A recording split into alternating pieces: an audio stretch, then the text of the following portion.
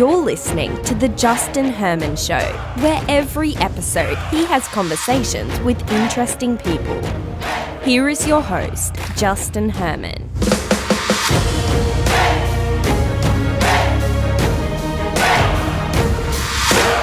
Here, joined by Dave Rubin from the Rubin Report. How's it going, man? It's going all right, in lockdown like everybody else, but we've got food, we've got electricity, we've got internet, we've got a dog. We're doing all right. Well, this is the first question that I've always wanted to ask you, okay? Because I've been watching for a while, I've been a fan for a while. Here, how much do you love your job? Tell us a little bit about how great it is to do what you're doing. I do love it for sure. And I think particularly in this last 5-week lockdown that we've been in, I've really become aware that I've built something really good. I mean, I am in my garage right now. I have a full-on TV studio. If HBO or Fox or whoever called me tomorrow and said, we want you to do a show, like, I don't need anything else to make a broadcast quality television show tomorrow. I don't even know that I would want to even do any network show, even an HBO show, because right now I own and control everything that I'm doing. I have no boss. Every decision, for better or worse, is, coming from me. And, we've built a nice small business and it's all good. But, in these last 5 weeks, as we've seen CNN anchors and, comedy show people and everybody now doing webcams at home with makeshift lights and all this weird stuff and faking backgrounds and all that. I think there's been a great equalization, a great leveling of the difference between, say, the online people like us, the podcasters, the YouTubers, and then the sort of corporate, and I don't necessarily mean that negatively because some of them are good, obviously, but sort of the corporate backed people that have massive studios, massive staffs, huge budgets, all of these things completely inefficiently, by the way. And now we're seeing that there's been this equalization where it's like when Chris Cuomo is just doing his CNN hits from his living room, it's like he's no more of an authoritarian, or I should say an authority on anything than I am or anyone else. He's just some guy that can read off a teleprompter that they spray tan and they put him out there and they, make him look real good. And that's it with the sharp suit. So I've become very appreciative of that. I've also realized, in these last 5 weeks, as we're all sort of, I think, reevaluating our lives and thinking about, what kind of life do we actually want to live? Like, do you live in the house you want to live in? Are the person that you're married to or living with or your kids, like, have you created something good in this world? And actually, I'm very happy with all of those things. Like, I'm living in the right place that I want to live in. It'll be nice when we can open up the doors again and I can get my crew in here and all that kind of stuff. But I love the show that I'm doing. I think it's totally relevant. I think I've been able to navigate a little bit of sanity and decency in a time where, the sides have been just fraying altogether. Yeah. I'm not perfect at it, but I'm very proud of what I've done. And writing this book was sort of just the next extension of that. And yeah, I work really hard, like we have almost no downtime. And if I didn't want to stop on the weekends, I do try to stop on the weekends. We could work all day, every day, and that would be fine too. I do think the brain needs a break every now and again. Yeah. So I'm pretty thrilled actually with everything going on. Knock on wood, we just keep doing things and the grid doesn't fail and we've got an internet and everything, continues. Well, a lot of people who listen to my show, they're, that younger age they're kind of figuring out what big step they're going to take. You've talked about it before. You didn't know right off the bat if the Rubin Report was going to work. You started something kind of on a risk. Give us a quick insight before we get into the book, which I loved, by the way. Couldn't put it down, which I hated. I hate when I can't put books down. I like to listen to books. But, give a little quick insight. The audio version is coming. I can't, and I'm looking forward to it. I'm going to listen to the whole thing again. Give a quick insight into the business side of starting, so especially in America, starting something from scratch, not needing, someone to do it for you, taking the initiative, growing something. You've given a lot of people a livelihood because they work for you now as a small business owner. Give a little insight into that. Yeah, well, in a weird way, I'm more proud of that than the show itself. Like when I do interviews or I talk to the camera or I'm a guest on someone else's show, this is what just comes naturally to me. This just it's just sort of what I am. It's like the end result of my whole life sort of got me here, and I'm very comfortable doing this sort of thing and asking questions and answering questions and the rest of it. So I don't have to think about it a lot, actually.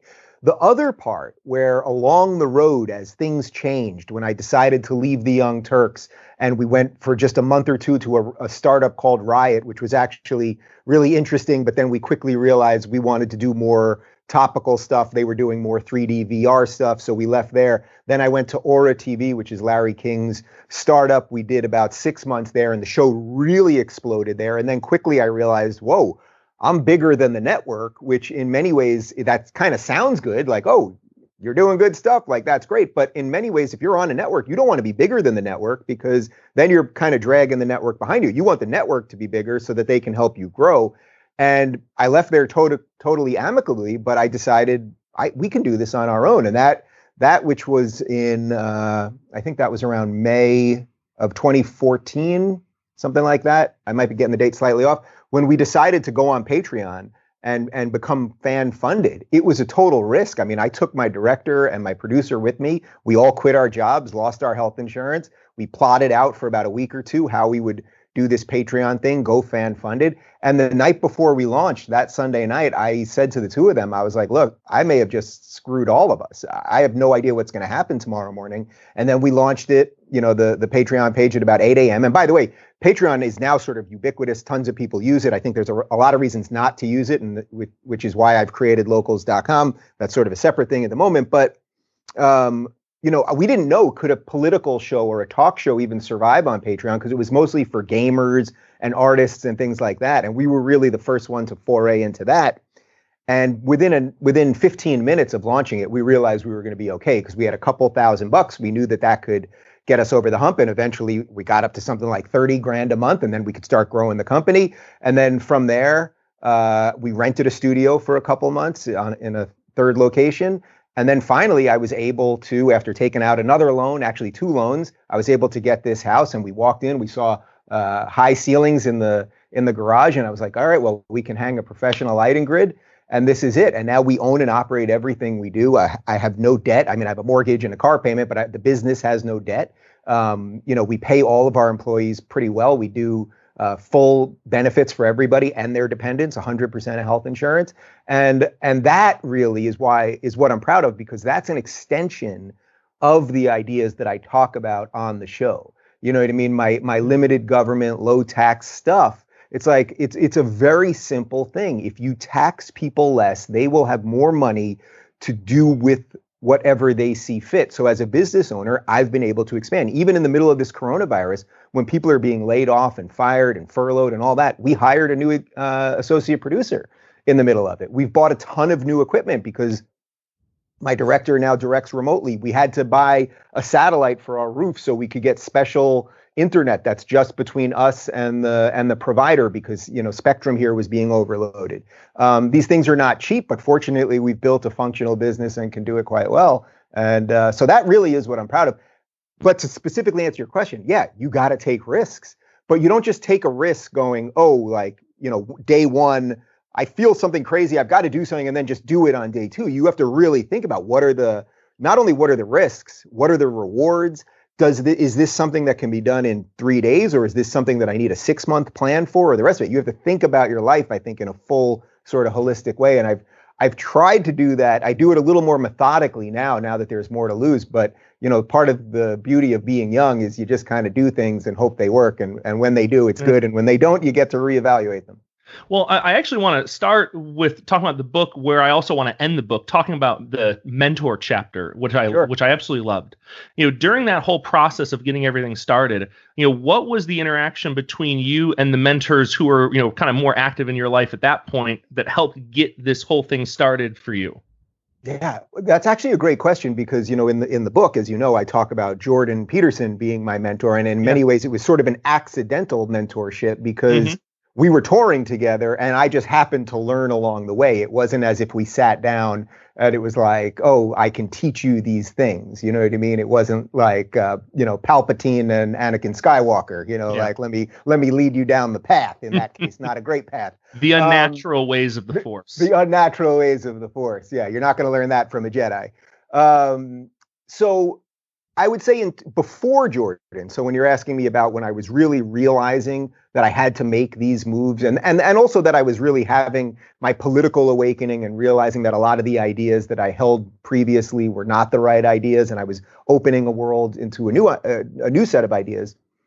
I don't know that I had mentors per se in that. I just kind of, for whatever reason, I don't know where I get it, but I've been able to stay a little bit ahead of the curve in navigating the waters, especially in these last couple of years as the internet sort of grew. I just could sort of see, more people are doing things online. So YouTube, even though there's no one wants to be called a YouTuber per se, and I don't consider myself a YouTuber, but in many ways, it still is the future in a lot of ways, meaning that's still the place you can be discovered. I think you should have certain protections to make sure your content is not, just held to hostage basically by YouTube.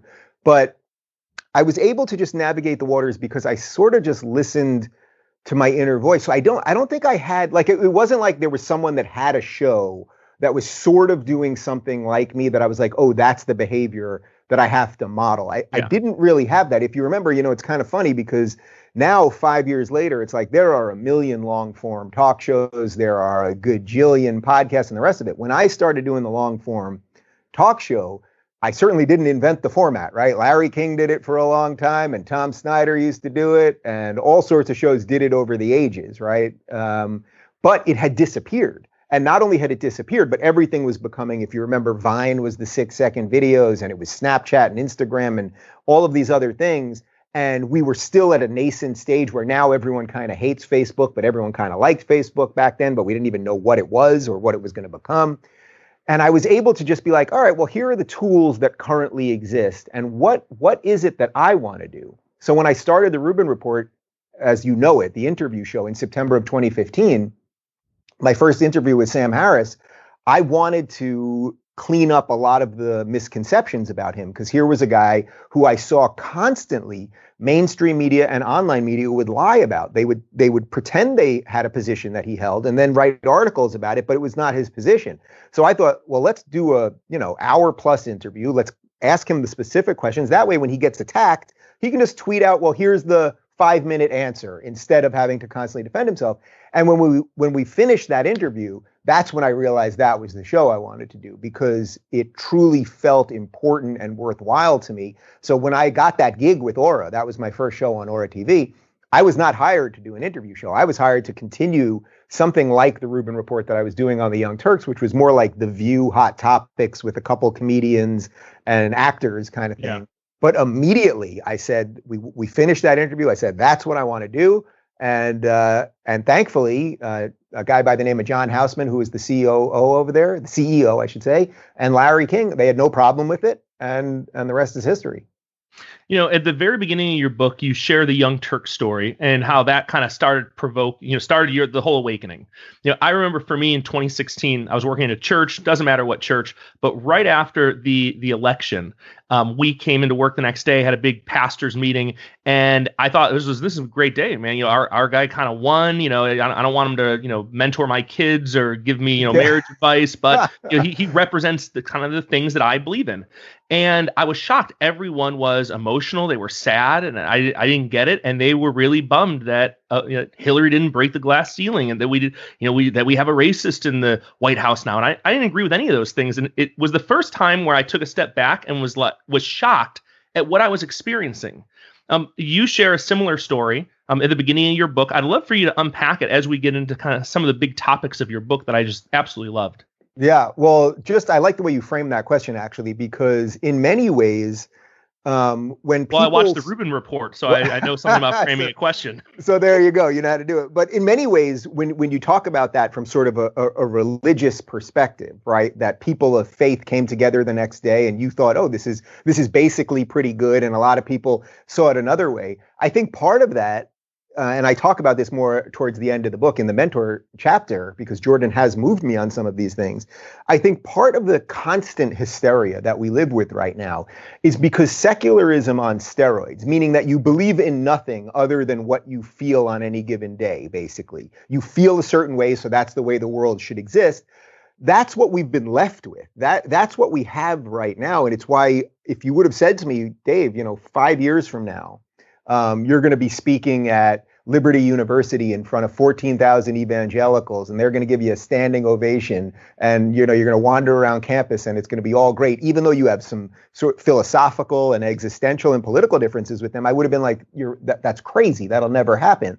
But I have consistently found that more conservative-leaning people, people with some set of traditional values, and generally speaking, believers right now are making a lot more sense. And I think there's a lot of good reasons for that. But to answer your question specifically, I lay out 3 instances in the book that were sort of my political awakening. So I'll talk about the one that I've talked about the least, actually, because most people know about when Sam Harris, who I mentioned before, was on Real Time with Bill Maher and got into the fight with Ben Affleck. I've talked about that many times. The one that was more interesting to me because it was very personal was I was on a panel with the Young Turks, and they were showing a clip of Fox News, and there was a guy by the name of David Webb on, and David is a conservative who happens to be black. I could say he's a black conservative, but what I know first is the set of ideas that he believes in are conservatism, and he happens to be black. And they were watching him, and they're calling him a sellout and an Uncle Tom, and he hates his own people, and he hates himself, and the litany of things that we hear about black conservatives. What they didn't know, my co-hosts, was that I had a show on SiriusXM years before. When I was a big lefty, I was on the OutQ channel, and David was on the right-leaning Patriot channel. Not right-leaning, the full-on right Patriot channel. David and I met in the hallway one day on SiriusXM, and we struck up a friendship. And I used to go on his show every other week or so. And I was the lefty, he was the righty. We would debate all the topics, and then we'd go right downstairs. There was a great Del Frisco's steak joint, and we'd have steak and we'd have whiskey and have a great time. And we quickly became very good friends. And he's a good friend of mine to this day. Now I'm watching these guys who don't know I know this man, don't know that I know him to be an honest, forthright person. And they're looking at him, and all they see is a black man. All they see is a black man. And because they can't see that, they cannot accept that a black man might have different feelings or opinions than they want the black man to have. And that is the essence of bigotry. That is prejudice. Prejudice is prejudging. All they see is a black man. Black man doesn't think the way I want black man to think. He's the bad guy. But no, they needed to look in the mirror and see it themselves. And that's why that wake-up call was so obvious to me, because it wasn't just some guy on television that I didn't know, that I don't know his motivations or know anything about. It was genuinely a friend of mine. And that moment, it became so crystal clear who the new bigots were, who the new racists were in a way. And I would say it's a pernicious new racism, because it's not a racism of, I don't want black people to have jobs or be able to go into restaurants or something sort of overt, which, by the way, we've almost completely eliminated at every level in America. It's this other thing that if you are black, if you are gay, if you are Muslim, et cetera, that you must think and behave a certain way, otherwise you're evil. And who's it coming from? Mostly white, lefty progressives who preach tolerance and diversity. And then there were subsequently a couple other moments, but that one, I was just like, wow, because sometimes what you need is, sometimes you have thoughts, right? We're all walking around with a certain amount of thoughts during the day, but sometimes you need something so stark and real and personal to hit you to just combine all of those pieces together so you have a cohesive worldview. And that really was one of those moments. Moving in your book, which, again, I loved, everyone should get a copy of it. I'll put links in the show notes, of course. Chapter 4, I needed chapter 4 because I was really concerned. I'm Jewish. My relatives are Jewish. I had a family that survived the Holocaust. And I was always nervous that I actually was a Nazi. So the first line of chapter 4, congratulations. I have fantastic news. You are not a Nazi. When I read that, I was like, oh my gosh, I'm good. I'm okay. Here's the thing. I think the labels that are thrown out there on people is everywhere. I think it's gross. And it is meant to be the conversation ender. What have you give us a little bit more about chapter 4. Why did you write it? Unpack that idea a little bit more. Yeah, well, first off, just on the label itself, just calling people a Nazi or a white supremacist or any of these things. Now, you can be a blue check Twitterati person with hundreds of thousands, if not millions of followers. You can call anyone a Nazi and a white supremacist all day long with no recourse. Now, if you are not on the left and you say to a journalist, learn to code, you will be booted off Twitter. It is, I mean, this is a fact. I'm not making this up. Right. Yeah. So that's just one way these words get weaponized, and then big tech jumps in and plays the pretend arbiter when in fact we know they're putting their foot on part of the scale. The reason I titled the chapter like that, and the reason I used that first line, was because the absurdity, the patent absurdity, but not only absurdity, as someone who lost family members in the Holocaust, as I did as well. So you know what the scars of that are. It's not just the generation of people that were decimated and everything else. It's the scars that their children have to live with. I grew up around Holocaust survivors. I grew up knowing those stories. My uncle's father, who I talk about in the book, who was shot, who had to give up his daughter and then eventually kidnap her years later to bring her back. I remember seeing the numbers on his arm, the whole thing. Like, then there's a million other stories like that we all have, right? And this stuff doesn't just go, it doesn't just disappear the next generation.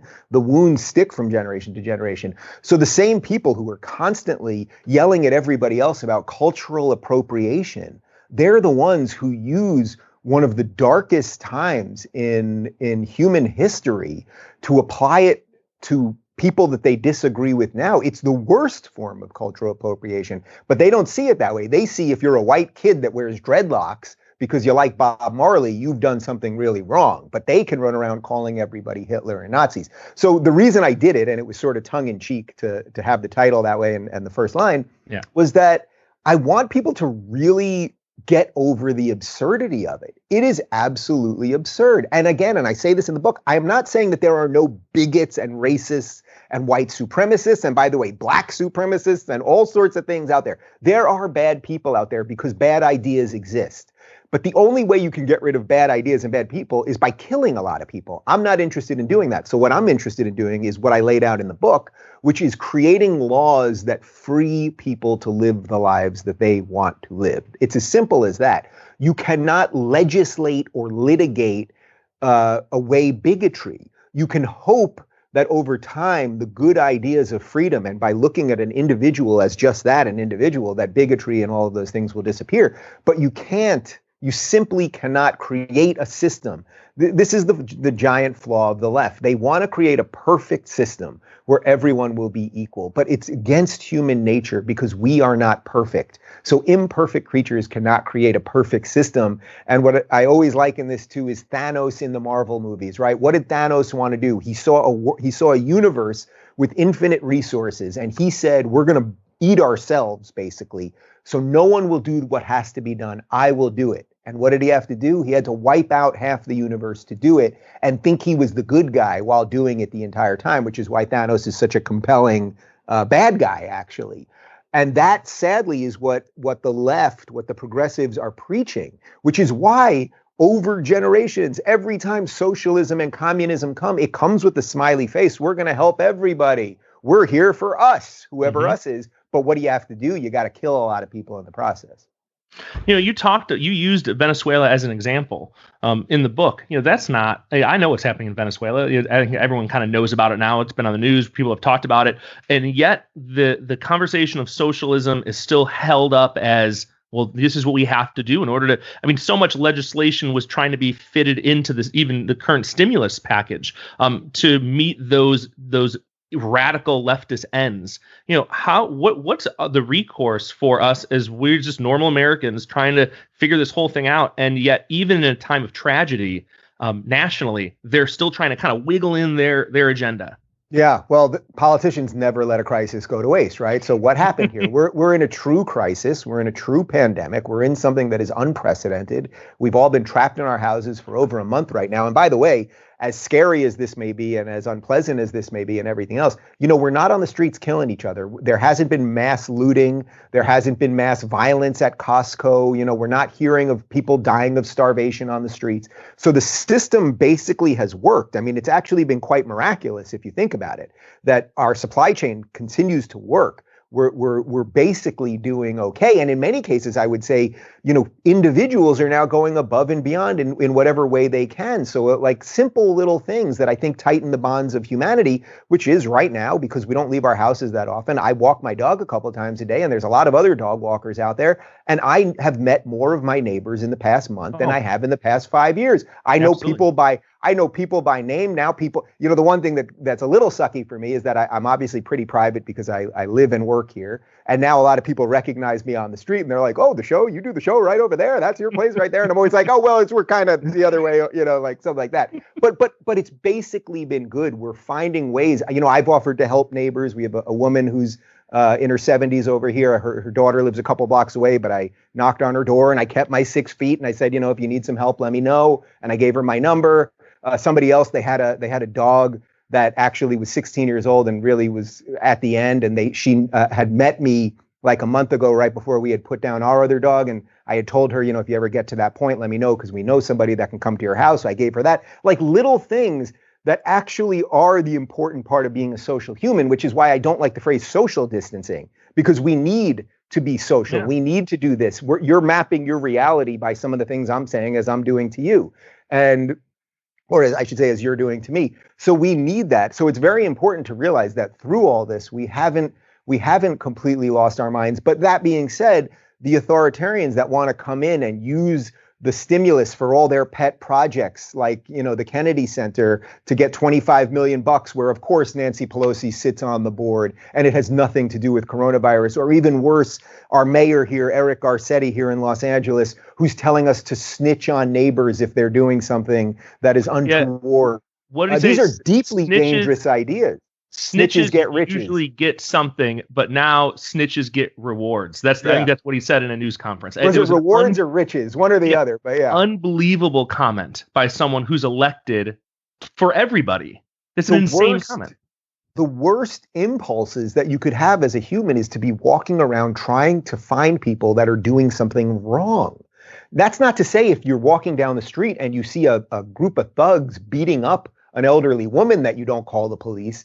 But if you happen to see two people walking their dogs and they're within 4 feet of each other, that's not, you might, if you so feel it, say to them, "Hey guys, just FYI, there is this 6 foot thing." They may not be thrilled that you said it, but that you could do on an individual level. But the idea that you would snitch on your neighbor, or, "Oh my God, I saw 5 people congregating here in the lobby of their building right outside," or something, to smoke cigarettes or whatever it might be.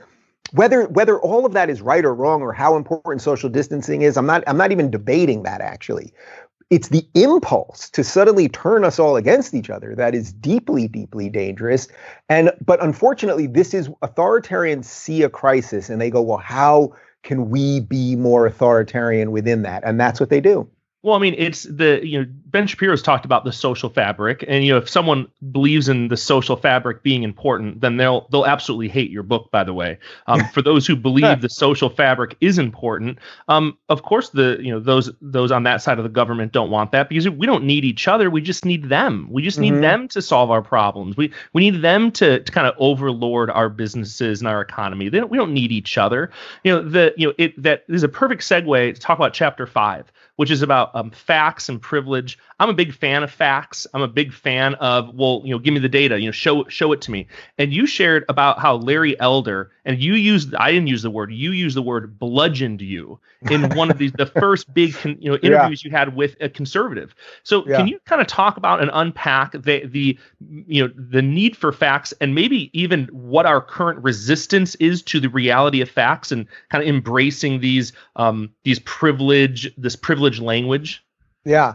So there's a lot there. I mean, look, when I sat down with Larry the first time, again, I came from the left. I considered myself a progressive, all of that stuff, and I lay out some of the reasons for that in the book. When I then flipped and started doing an interview show, so I mean flipped formats, not flipped ideologies. Mostly at first, I was talking to disaffected liberals, and which was incredible, by the way, because I suddenly started realizing that I wasn't the only one on the left who was upset by what the left was becoming, this authoritarian, screeching, preening, no arguments, deplatforming everybody, calling everyone racist thing. I suddenly realized there were some other good people around there. And that was really incredible to find. So it started with Sam Harris, but then I found Gad Saad and Peter Boghossian and Christina Hoff Sommers and Majid Nawaz and a slew of other lefties that were upset with the left.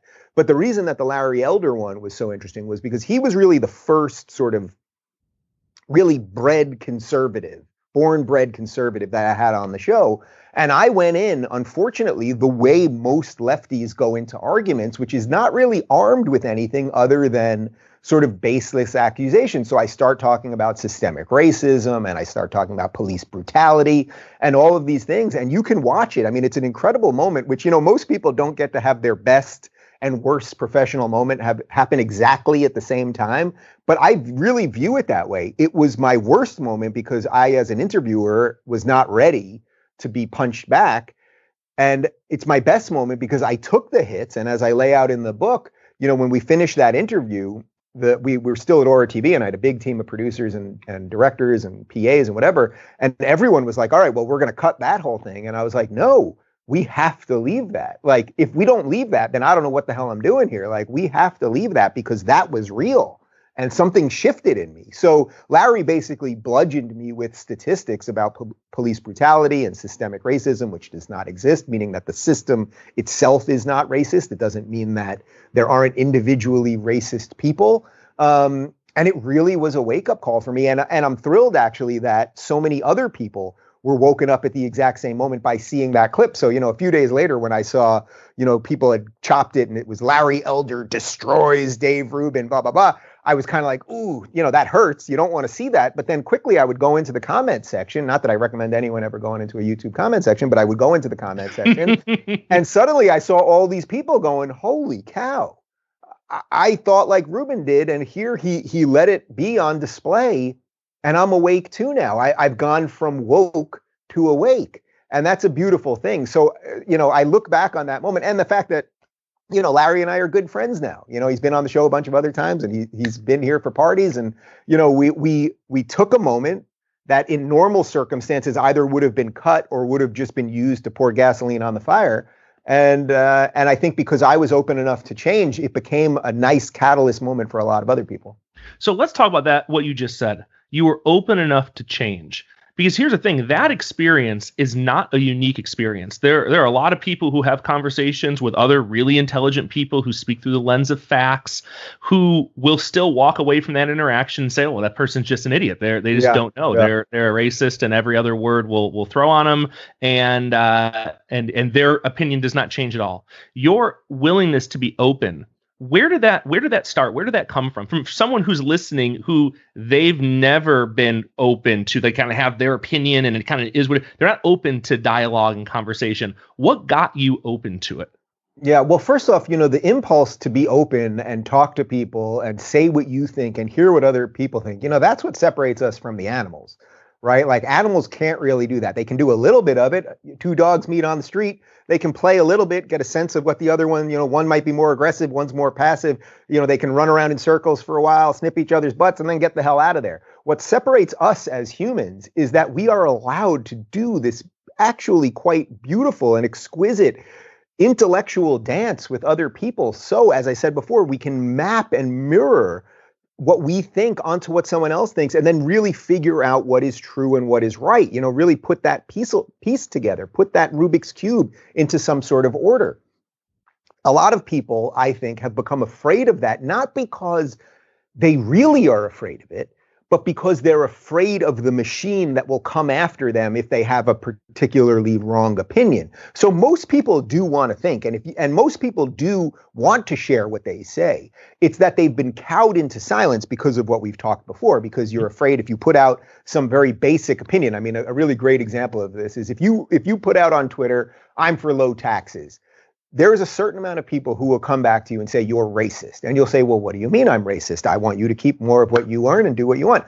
Well, if you are for low taxes, that means you don't want to help poor people. And if you don't want to help poor people, that really means you don't want to help black people. So you're racist. And then, of course, you can lay out all the things to them, like actually there are more poor white people than there are poor black people. You can show them why just throwing money at things never works. You can show them about the cycle of poverty and that people get subsidized housing can't leave because it's so good that it doesn't even pay to get another job, and how it's destroyed the black family and a million things that you could lay out. But if they are so bonded to their original thought that you are just evil, I think it's the easiest way to think. So I didn't write this in the book. I was going to include it, and I didn't at the last second. But I had a moment about 2 years ago where I met a childhood friend who I've been friends with quite literally my entire life, since we were born. Our moms knew each other before we were born, so forever. I went to college with him. We were in political science. We were both political science majors, and we used to debate politics and everything, and it was all good. It was always all good. Now, he's become a big lefty, and people can, say whatever they want to say about where I'm at. I met him about 2 years ago at a bar. We hadn't seen each other for a while, and immediately he just starts getting into politics and going after me and going after me and going after me and saying really some terrible things. Dave, you've really figured out a way to how to profit off what's happening politically, like some really personal cutting nonsense, and kept going after me. And I kept trying to divert the topic. I kept saying, I haven't seen you for a while. How are your kids? You want to talk about the Yankees? Anything else. And he refused to let go. And finally I said to him, do you think it's possible that I believe what I believe as much as you believe what you believe? And he said no, without pausing. There wasn't even a breath in there. It was, do you think it's possible that I believe what I believe as much as you believe what you believe? No. And I've never done this before, and I'm actually not even particularly proud of it, but I actually threw some cash down at the bar, paid for everything, and I walked out. And I never do that because I always go out of my way to keep turning the other cheek. But you shouldn't be a punching bag either. And subsequently, he has sort of apologized to me, and there's been a little bit of a mea culpa there. And we've had him and his wife over for dinner since. But there's real damage there, and I think that the reason for that, again, is that the left is not the modern progressive mind that is secularism on steroids is not hooked to anything outside of themselves. It's not hooked to I feel a certain way, so that's the way things must be, where broadly speaking, on the right, things are hooked to individual rights. And from an American perspective, the Constitution, meaning that every single person in this country should be treated exactly the same with no exceptions. And by the way, we weren't always perfect about it, right? We had slaves, women couldn't vote. We can go on and on. We had Japanese internment. But by and large, over time, we have expanded freedom for more and more people. That's what we do in the United States. That is the magic of the United States, because of individual rights. The left is not really interested in that, which is why in the last year, although it feels totally irrelevant right now, when the Democrats were having all their debates, that now, they ended up deciding to just hand it to Biden, and we'll see who ends up getting really handed the election, because I don't think Biden can make it. But putting that aside, they never, what did they never talk about? Never. In those debates, freedom. What were words you never heard? Freedom, liberty, individual rights, Constitution. I think Tulsi Gabbard actually said Constitution once, and Biden once tried to explain that you can't do everything by executive action. But it was like, you're in the wrong room, guys. They don't care anymore. They just feel that you should have something, and that's why you should have it. And that's deeply, deeply dangerous, to govern by how a group of people feel about things, not what is empirically true, or really beyond what's empirically true, what guards us from human impulse. And that, I believe, is individual rights. I love that. And just on a side note, you did an episode, the Rubin Report, with Tulsi. Yeah. Amazing. And I know it was last minute. I think I was driving. I pulled off the side of the road to watch it. And I love, she's incredible. I have no idea why she was not embraced as the future, but man, I think there's a lot of reasons. She didn't go all in on identity politics. She was calling out the corruption of the DNC. I would say at this point, Tulsi is really what I would say is I don't want to say she's a Republican, but in effect, she's a moderate conservative. She would be in the more liberal wing of conservatism, which, by the way, I think is basically where I'm at this point. I think if you're a classical liberal, she's proud of her country. She served in her country in the armed forces. If she's basically a liberal version of a conservative. And I think what the challenge is for conservatives and Republicans and people on the right is, how wide do they want to make that tent? I think they should make it pretty wide. It doesn't mean you have to agree with every position. So Tulsi, for example, is pro-choice. It doesn't mean that conservatives have to suddenly say, oh, we're all going to be pro-choice. But I think you want to carve out a little room for the more liberal people who really are your allies. Because at the same time, the left is just purging all the free thinkers, which is why there's no space for Tulsi on the left. Yeah. I don't know that she's fully accepted that, but that seems fairly obvious to me. Why is there no space for someone like me who holds some positions that should be associated with these people? Because they're purging. So you know what? If you guys want to purge, if the people on the right are bright, what you do is you'd widen your tent. Doesn't mean you drop your ideals, but you'd say, okay, we're confident in what we believe, so we can accept being allied with some people that don't hold every single one of those positions. Yeah. Well, in the time we have left, I want to talk about mentorship. Okay. Your chapter on mentoring, chapter 9. I loved it. I believe in mentors. I have them. I think everyone should have them, especially for young people. I think young people need to get mentors, and older people need to be more willing to mentor. You shared your story with Jordan, and you had him in the interview, and then you just kind of threw out the side comment, hey, how about, if you ever need someone to open and with some lobster jokes, which I totally didn't. I haven't heard a good lobster joke in a while. There's a lot of good lobster jokes. Invite, I'd love to come down. And then you did, and that started the whole thing when CAA and the whole deal. So unpack why you included the mentor chapter. Why is that important? It wasn't a chapter I intended on writing, actually. I was not going there. When I had my original outline for what I wanted to do with the book, it really wasn't there. And as the arc of the book started to really come together, and not only the arc, but I'm very proud to say that my editor told me that I gave her very little work to do throughout this, that I gave her a pretty solid thing. But one of the things she did do was move some chapters. She moved some chapters around. So what starts with chapter 1, I think originally was chapter 4. She moved some things around. And as things sort of shifted around, because writing a book is sort of like a puzzle in that regard, then I felt towards the end, it was like, what is something that is important that I have learned through the process of everything else that I've talked about here, all the ideas that I've talked about here, all the journey that I've been on, the personal stuff. It gets me to something. And then, in 10, I lay out sort of my vision for what I want the world to be. But I thought there was something missing between that. And that's where the idea for the mentorship chapter started. And I started with what is actually true, which is that I had Jordan and Ben in this room, Ben Shapiro, and we're having this conversation. And that night, Jordan was doing his first ever tour stop, his first ever theater event at the Orpheum Theater here in LA. And the show ended. We did about 2.5 hours together. And, we could have done way more because you get those two in a room and there's a lot that's happening, obviously. And I said to Jordan, he was standing right there, right? We had just opened the door to the garage. And I said, hey, if you want me to come down tonight to the Orpheum and warm up the crowd, I'll tell a couple lobster jokes and see what happens. And he didn't even hesitate. The same way I said that my friend didn't hesitate before, like it wasn't even a beat. He was like, yep, let's do it. And we went down there, and the theater is probably about 3,000 people. I went up. I had a couple funny references about Jordan, basically. But what was really nice was that when the crowd, this was as the intellectual dark web was sort of exploding online.